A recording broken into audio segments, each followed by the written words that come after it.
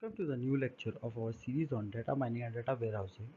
In the previous lecture, we discussed about partitioning clustering. Now we are going to discuss hierarchical clustering. So let's begin this lecture with the introduction to hierarchical clustering.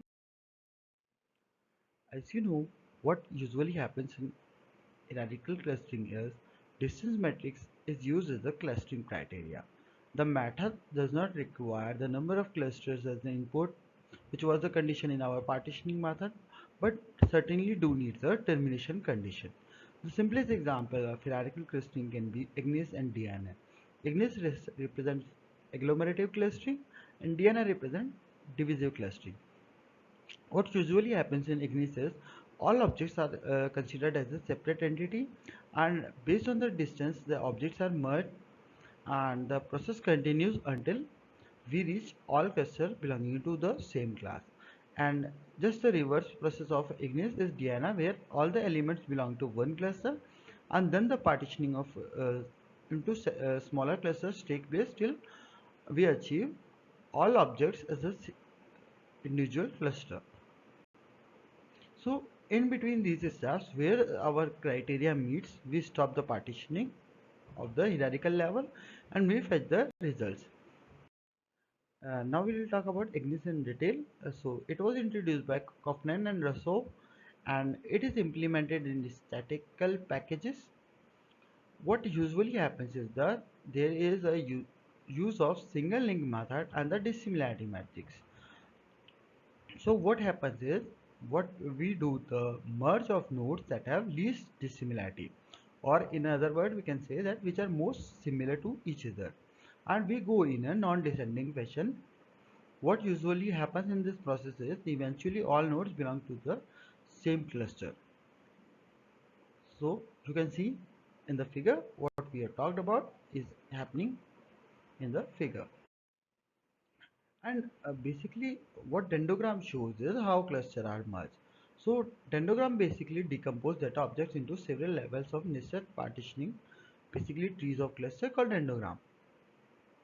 And a clustering of a data object is obtained by cutting the dendrogram at the desired level, then each connected component forms a cluster. So basically whatever the level of our application requirement, based on that we can cut the dendrograms and we can get the desired level of our clusters beneath the cut. And now we'll talk about DNA. So it was also introduced by Kaufman and Rousseau, and it is implemented in statistical analysis package same as Ignis, but what the basic difference is, it is inverse of order of Ignis, and eventually each node forms a own cluster of its own.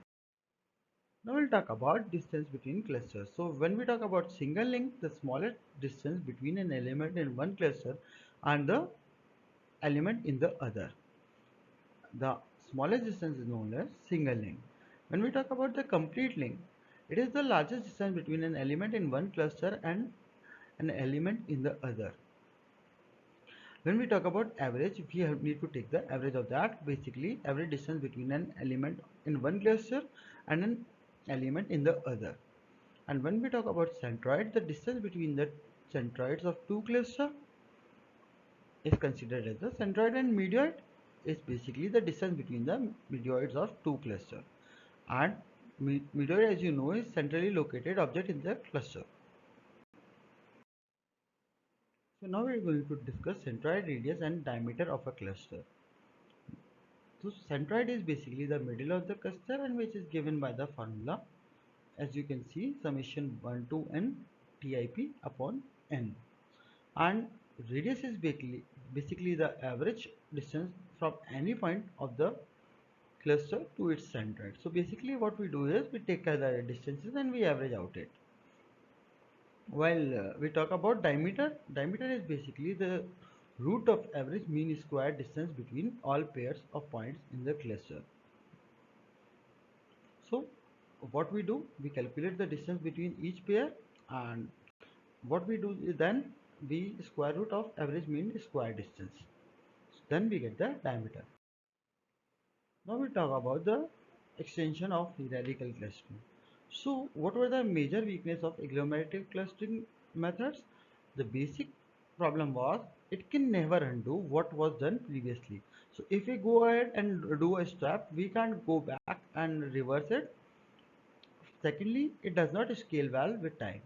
The time complexity is at least order of n square, where n is the number of total objects. So if you would compute to a large number of objects, then the time complexity became practically infeasible for the algorithm to be implemented.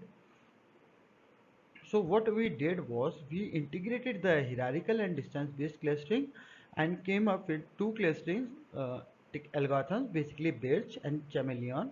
And Birch basically uses CF tree and incrementally adjusts the quality of subclusters, whereas Chameleon uses hierarchical clustering using dynamic modeling. We'll discuss Birch and Chameleon in detail. So Birch is basically balanced iterative reducing and clustering using hierarchies. And what it does, it incrementally constructs a CF tree, basically clustering feature tree, a hierarchical data structure for multi-phase clustering. So this CF tree is constructed, and there are basically 3 points which are considered while creating a CFT or clustering feature. It comprises of your n number of points in the cluster, then linear sum of the cluster, basically linear sum of the points, and then the squared sum of the points. So in phase 1, what we do is we scan the database to build an initial in-memory CF tree, basically a multi-level compression of the data that try to preserve the inherent clustering structure of the data. So this CF tree basically preserves our clustering structure. And in second phase, what we do is we use an arbitrary clustering algorithm to cluster the leaf node of the CF tree. So what are the advantages of using it is this CF tree basically scales linearly. Why? Because finding a good clustering with the single scan and improve the quality with an additional scans. And the weakness is only that it handles only numeric data, because having linear sum or squared sum require the data to be numeric, and furthermore it is sensitive to the order of the data record. So take an example of clustering feature you vector in Birch. So what you see here is n is the number of data points, ls is the linear sum, and ss is the squared sum. So if you are given points like 3, 2, 4, 3, 4, 2, 6, 4, 5, 4, 7, 3, 8, then the number of points are 5. The linear sum for x coordinate is 3 plus 2 5 plus 4 9 plus 4 13 plus 3 16, and for y coordinate 4 plus 6 10 plus 5 15 plus 7 22 plus 8 30, and similarly the squared sum is 54 and 190. So for these 5 points in a single cluster, the clustering feature of this cluster is given by 5 comma 16 comma 30 comma 54 comma 190. Now we talk about CF tree in Birch. What happens is CF is our clustering feature. It basically provides the summary of the statistics for a given subcluster, that is the zeroth, first and second movement of the subcluster from the statistical point of view.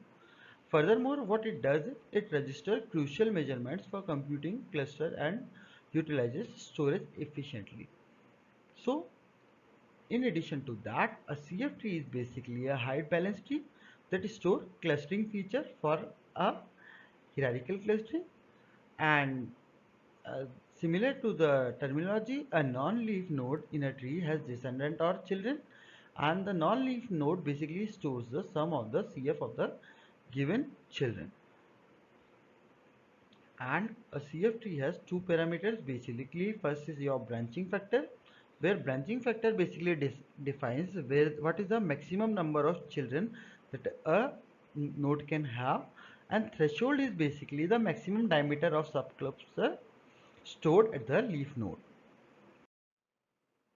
So look at the structure of your CF tree. In this manner, the CF tree is basically built, and so you can get an idea like the leaf node combines together from like a child, and our structure show that at the top level there are 6 children, and just below that level there are 5 children, and similar to that we can have children, but there is some definition where we define what are the maximum number of children a non-leaf node can have. And the Bayes algorithm, basically the cluster diameter is given by your formula, which is under root of 1 upon n minus n into n minus 1 multiplied by summation of xi minus xj whole square. And what we do is, for each point in the input, we find the closest leaf entry and then we add point to the leaf entry and update CF. And if the entry diameter is greater than maximum diameter, then what we do is we split and they possibly become parents. And the algorithm is on order of n scale linearly, and the concerns basically are the it is sensitive to insertion order of data points. And since we fix the size of the leaf node, so clusters may not be so natural, because we don't know how many leaf nodes should be present in our cluster.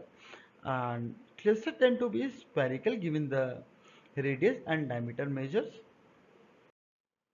Now we are going to talk about chameleon, which is basically hierarchical clustering using dynamic modeling. So what it does is it measures the similarity based on a dynamic model. And the two things it considers is our interconnectivity and closeness. So two clusters are merged only if their interconnectivity and closeness between the two clusters is high related to the internal interconnectivity of the cluster and closeness of items within the cluster. And if their interconnectivity is low, then they can't be merged. So what it does is it basically in a graph based algorithm, and it uses a two-phase algorithm in which first we use a graph partitioning algorithm to cluster objects into a large number of relative small clusters, and then we go forward for an agglomerative approach where we use agglomerative hierarchical clustering algorithm and find genuine clusters by repeatedly combining these subclusters. This will look into picture in our next slide, which is about to come. So you will get a better idea of what we are talking about here. So look at it. First, what we do is we create a sparse graph, and then we partition the graph into smaller points.